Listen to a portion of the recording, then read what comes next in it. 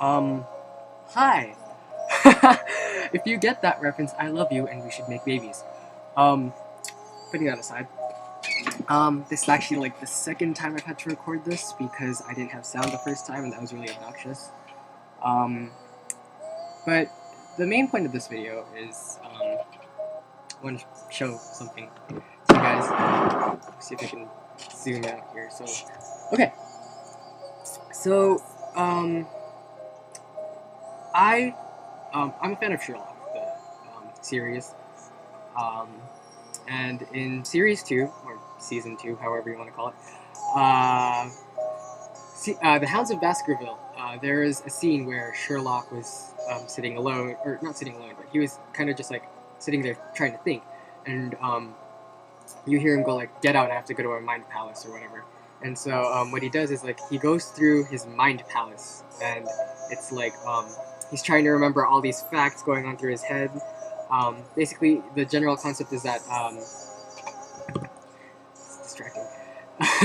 The general concept is that you imagine a virtual house and you start to put things in it. It can be like your childhood home, your apartment, or what have you.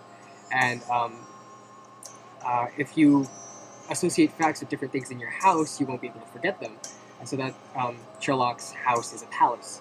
And so while he's doing that, he's doing all these like crazy things with his hands, just like kind of like orchestrating his own mind, kind of. And I think it's really cool. And it's just that all those hand movements that he was doing kind of like struck with me.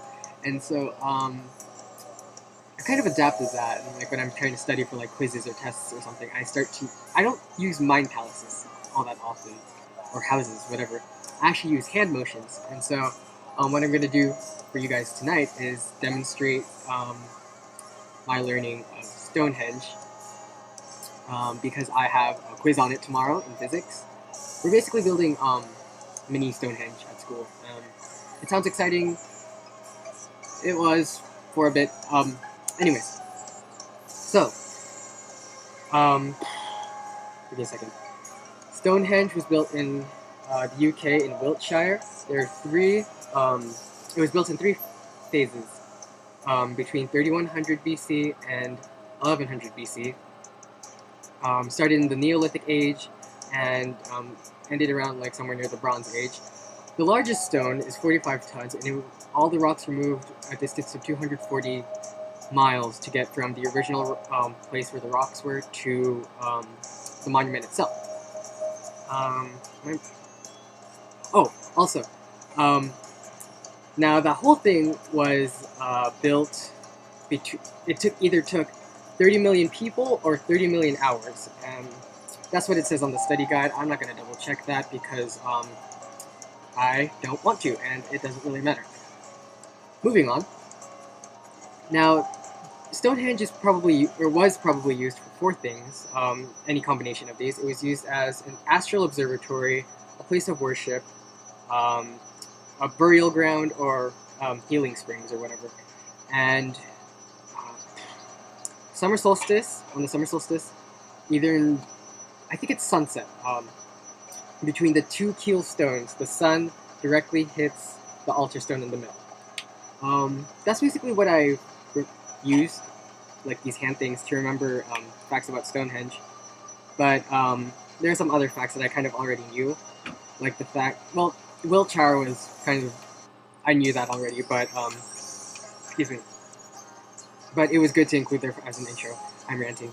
But yeah, things like a trilithion, I think it's what it's called, a trilithion, which is basically 2 standing rocks with a rock on top, so like it makes an arc, yes.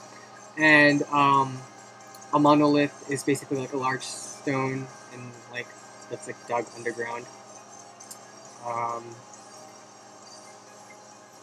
Other than that, I just have to remember the people who are associated with it. Something about windmill people. Windmill.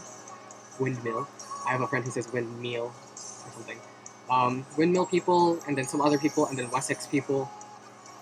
And then I don't remember the second set of people who were involved in that. And I also have to remember things about mechanical advantage, what we're using to lift up the stones. And yeah, this has gone on way longer than the original recording because I am unprepared like that. So, I think I'll just leave you now. It's been 5 minutes and 11 seconds.